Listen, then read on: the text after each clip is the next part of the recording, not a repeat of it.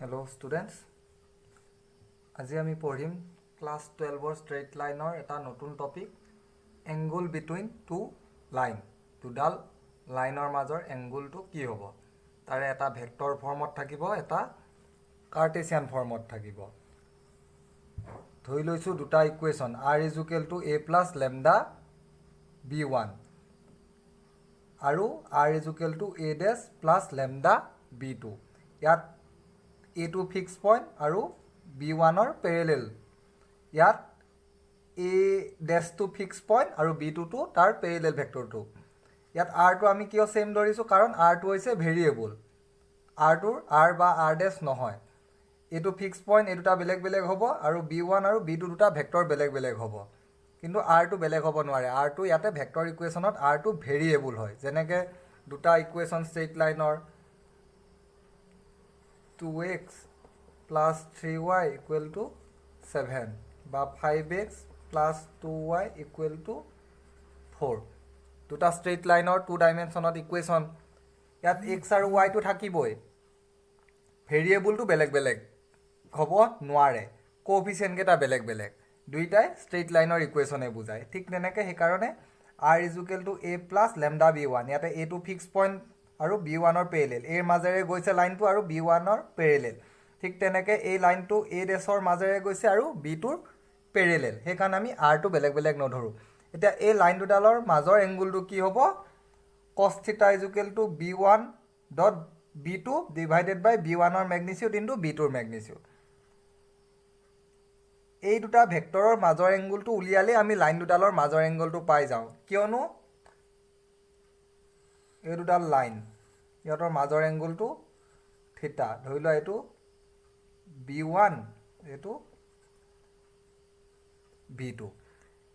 এই দুডাল লাইনৰ মাজৰ এংগলটো যি হ'ব ইহঁতৰ পেৰেলেল লাইনৰ মাজৰ এংগলটো সদায়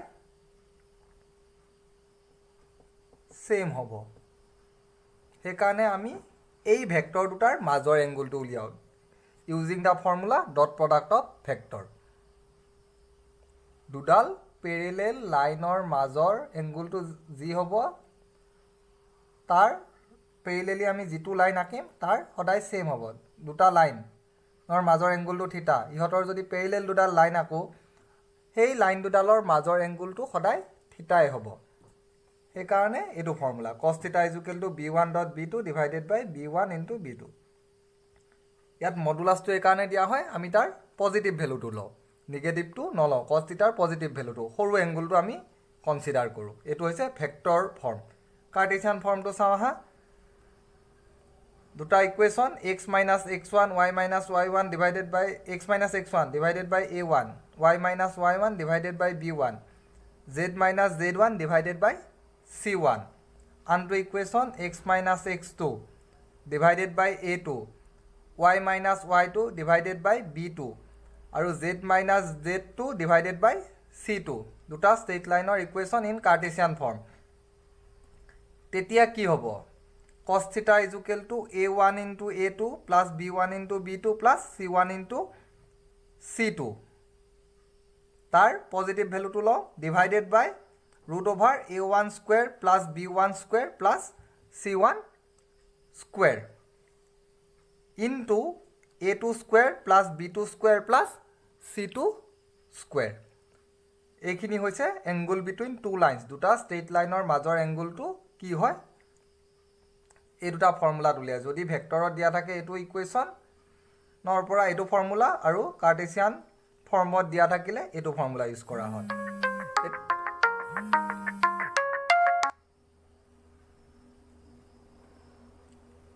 নেক্সট যদি লাইন দুটা পারপেন্ডিকুলার হয় দুটা লাইন যদি পারপেন্ডিকুলার হয় তেতিয়া কন্ডিশনটো কি হ'ব ভেক্টৰ ফৰ্মত cos θ = b1 ডট b2 এটো যদি পাৰপেন্ডিকুলাৰ হয় মানে কি হ'ব cos θ এটাৰ মাজৰ এংগলটো 90 ডিগ্ৰী হ'ব সো cos 90 ৰ ভ্যালু কিমান 0 এটো পাৰ্ট 0 হ'বলৈ হলে কি হ'ব উপৰ পার্টটো 0 হ'ব লাগিব that means b1 dot b2 = 0 dot প্ৰডাক্টটো 0 হ'ব লাগিব আর ইন যদি কার্টেছিয়ান ফর্মত a1 into a2 plus b1 into b2 plus c1 into c2 is equal 0 হ'ব এটো পারপেন্ডিকুলার কন্ডিশন দুটা লাইন যদি পারপেন্ডিকুলার শো কৰিব লাগে ভেক্টৰত v1 dot b2 equal to 0 হ'ব और Cartesian फॉर्मत a1 into a2 plus b1 into b2 plus c1 into c2 0 হ'ব যদি প্যারালেল হয় b1 equal to k into b2 ইয়াত k হ'ব এটা স্কেলার মানে b1 আৰু b2 সেম হ'ব মাল্টিপল অফ b2 বা ফ্ৰেকশনও হ'ব পাৰে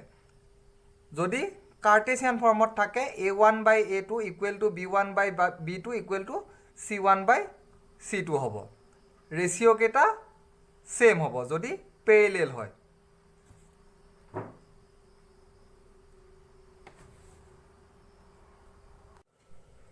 নেক্সট আমি সাম দুটা লাইনৰ যদি দুটা স্ট্ৰেইট লাইনৰ যদি ডাইৰেকশন কোসাইন দিয়া থাকে তেতিয়া প্যাৰালেল আৰু পাৰপেন্ডিকুলাৰ লাইনৰ কাৰণে কন্ডিশনটো কি হ'ব two lines with direction cosine L1, M1, N1 and L2, M2, N2 দিয়া আছে প্যারালেল হলে কি হ'ব L1 by L2 equal M1 by M2 equal N1 by N2 হয় 1 হ'ব নহলে -1 হ'ব এটো হৈছে ডাইৰেকশন কোসাইনৰ কাৰণে কন্ডিশন প্যাৰালেল হোৱাৰ আৰু পারপেন্ডিকুলার হলে কি হ'ব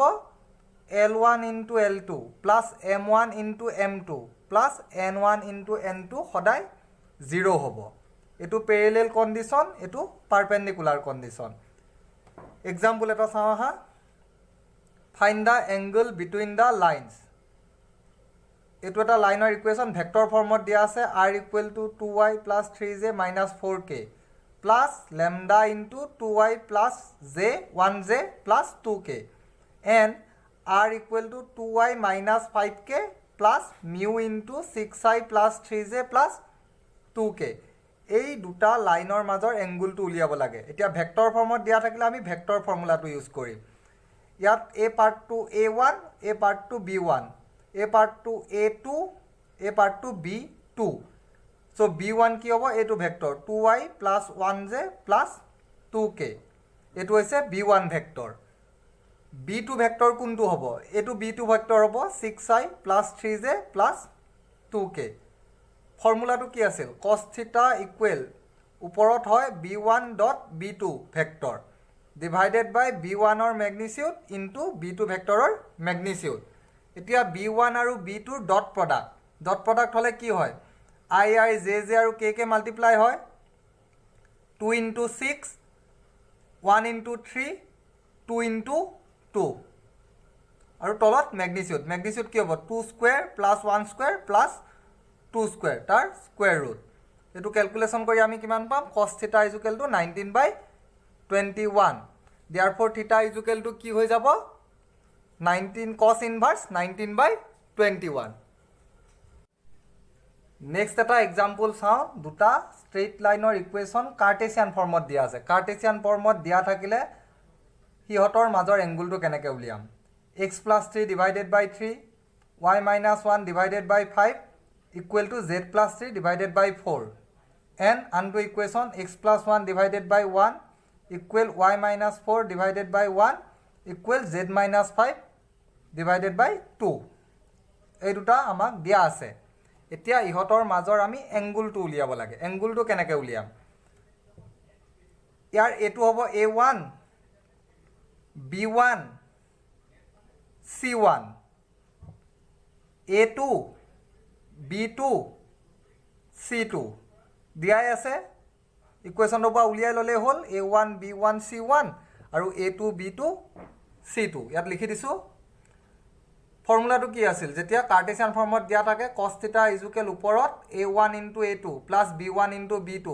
plus c1 into c2 divided by a1 square plus b1 square plus c1 square into a2 square plus b2 square plus c2 square value কেটা বহাই দি ক্যালকুলেশনটো কৰিলে হল ওপৰত এটো মডুলাস কি হলো মডুলাস হলে সদায় পজিটিভ ভ্যালুটো লম cos θ আমি পজিটিভ ভ্যালুটো লয় cos θ = 8 into √3 divided by 15 so θ = cos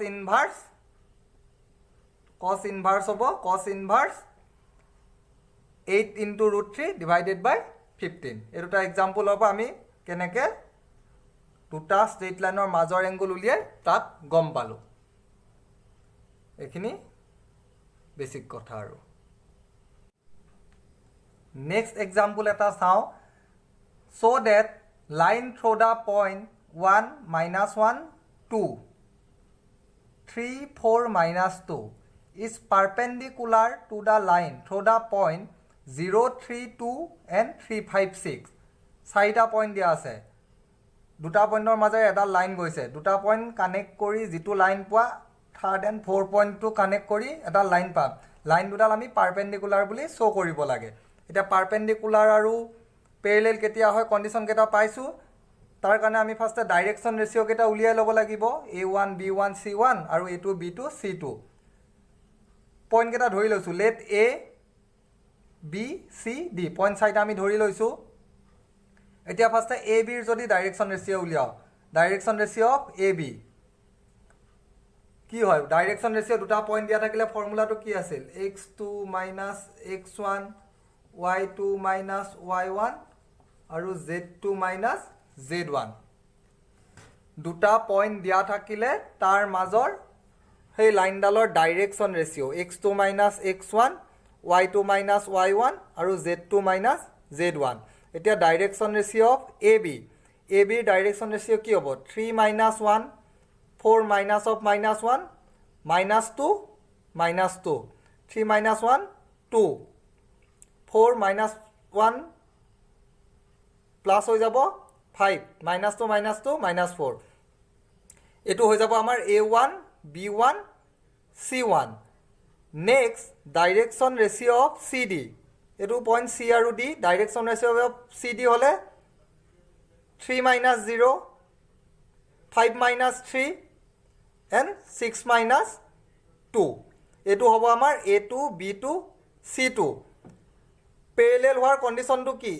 এইকেইটা মাল্টিপ্লাই কৰি প্লাছ কৰিলে আমি 0 পাব লাগে। আমি এটা চেক কৰিম, A1 into A2 plus B1 into B2 plus C1 into C2। ভেলুকেইটা ইয়াত বহাই দিম, 2 into 3 5 into 2 minus 4 into 4 6 plus 10 minus 16 equal 0। therefore lines are perpendicular। তেনেকৈ কুৱেশ্যন আহে, দুটা লাইন দিয়া থাকিব, তাৰ পাৰপেণ্ডিকুলাৰ বুলি শ্ব' কৰিব লাগে বা পেৰেলেল বুলি শ্ব' কৰিব লাগে। পইণ্ট দুটাৰ কোঅৰ্ডিনেট দিয়া থাকিলে এইটো ফৰ্মুলা ইউজ কৰি আমি ডাইৰেকশ্যন ৰেচিঅ'টো উলিয়াব লাগিব। তাৰপিছত পাৰপেণ্ডিকুলাৰ কণ্ডিশ্যনটো চেক কৰি চাব লাগিব, যদি ইকুৱেল টু 0 হয় তেন্তে পাৰপেণ্ডিকুলাৰ হ'ব, যদি 0 নহয় পাৰপেণ্ডিকুলাৰ নহয়। নেক্সট আমি এটা চাওঁ পেৰেলেল লাইন হোৱাৰ কণ্ডিশ্যন। দুটা লাইন পেৰেলেল বুলি শ্ব' কৰিব লাগে। So' that line passes through the point 4 7 8 2 3 4 is parallel to the line through the point -1 -2 1 and 1 2 5। আগৰ কুৱেশ্যনটোত পাৰপেণ্ডিকুলাৰ বুলি শ্ব' কৰিব লাগিছিল, এতিয়া এই কুৱেশ্যনটোত পেৰেলেল বুলি শ্ব' কৰিব লাগে। পইণ্ট কেইটা ধৰি ল'লোঁ, A B C D। একেই direction ratio' of A B উলিয়ালোঁ, 2 minus 4 3 minus 7 4 minus 8 1 minus of minus 1 2 minus of minus 2 5 minus 1 minus 2 minus 4 minus 8। প্ৰথম কেইটা হ'ব আমাৰ A1 B1 C1 আৰু ছেকেণ্ড কেইটা হ'ব A2 B2 C2। পেৰেলেল হোৱাৰ কণ্ডিশ্যনটো আমি উলিয়াবলৈ হ'লে এই তিনিটা ৰেচিঅ' একেই হ'ব লাগিব, A1 by A2 B1 by B2 আৰু C1 by C2। এই তিনিটা ৰেচিঅ' একেই হ'ব লাগিব। এতিয়া A1 by A2 -2 by 2 minus 1 B1 by B2 -4 by 4 minus 1 C1 by C2 -4 by 4 minus 1। তিনিটাৰে ৰেচিঅ'টো আমি একেই পাইছোঁ, -1। therefore the lines are parallel। এনেকৈ কৰিলে পেৰেলেল কণ্ডিশ্যনটোৰ কাৰণে এইটো কৰিব লাগিব, পাৰপেণ্ডিকুলাৰৰ কাৰণে A1 into A2 plus B1 into B2 plus C1 into C2 equal to 0 show' কৰিব লাগিব। তেনেকুৱা ধৰণৰ কুৱেশ্যন আহে। এই ফৰ্মুলাটো মনত ৰাখিব লাগিব, দুটা পইণ্ট যদি দিয়া থাকে তাৰ ডাইৰেকশ্যন ৰেচিঅ' কেনেকৈ উলিয়ায়, x2 minus x1 y2 minus y1 আৰু z2 minus z1। ঠিক আছে বাৰু, থেংক ইউ। আৰু এটা এক্সাম্পল চাওঁ আহা। Find the Cartesian equation of the line which passes through the point -2 4 5 and parallel to the line x plus 3 divided by 3 equal to y minus 4 divided by 5 equal to z plus 8 divided by 6। এতিয়া লাইনডাল কোনটো পইণ্টৰ মাজেৰে গৈছে -2 4 পইণ্টৰ মাজেৰে আৰু parallel কাৰ এই লাইনটোৰ parallel তো পেৰেলেল লাইনৰ কি হ'ব ডাইৰেকশ্যন ৰেচিঅ' কেইটা আমাৰ সেম হ'ব এই লাইনটোৰ ডাইৰেকশ্যন ৰেচিঅ' কি 3 5 আৰু 6 আৰু গিভেন পইণ্টটো কি -2 4 5 এটা কথা মনত ৰাখিবা পেৰেলেল লাইন হ'লে তাৰ ডাইৰেকশ্যন ৰেচিঅ' সদায় সেম হয় পেৰেলেল লাইনৰ ডাইৰেকশ্যন ৰেচিঅ' সেম এইটো এটা important point direction ratio' of the parallel line কি হ'ব 3 5 6 ইয়াৰে এইটো এ বি আৰু চি গিভেন পইণ্টটো কি -2 4 5 এতিয়া ইকুৱেশ্যনটো কি হ'ব এটা পইণ্ট দিয়া আছে আৰু ডাইৰেকশ্যন ৰেচিঅ' দিয়া আছে x - x1 y - y1 equal to z - z1 x - x1 divided by a y - 1 divided by b আৰু z - z1 divided by c হ'ব so' x minus of -2 y - 4 z - 5 divided by টো হ'ব 3 5 আৰু 6 so' x + 2 divided by 3 y - 4 divided by 5 equal to z - 5 divided by 6 ইয়াত এটা formula use হয় যে parallel লাইনৰ ডাইৰেকশ্যন ৰেচিঅ'টো সেম থাকে এই তিনিটা ডাইৰেকশ্যন ৰেচিঅ' 3 5 আৰু 6 ডাইৰেকশ্যন ৰেচিঅ' কেইটা তলত থাকে ওপৰত x - x1 y - y1 আৰু z - z1 এইটো ফৰ্মুলা ইউজ কৰি আমি ইকুৱেশ্যনটো উলিয়াব লাগে এতিয়া এই ইকুৱেশ্যনটো যদি কেতিয়াবা ভেক্টৰতো উলিয়াব দিয়ে right the final answer in vector form তেতিয়া কাৰ্টেছিয়ান ফৰ্মটোক আমি ভেক্টৰ ফৰ্মত লৈ যাব লাগিব এইখিনি কণ্ডিশ্যন এড কৰি দিয়ে কেতিয়াবা ঠিক আছে বাৰু থেংক ইউ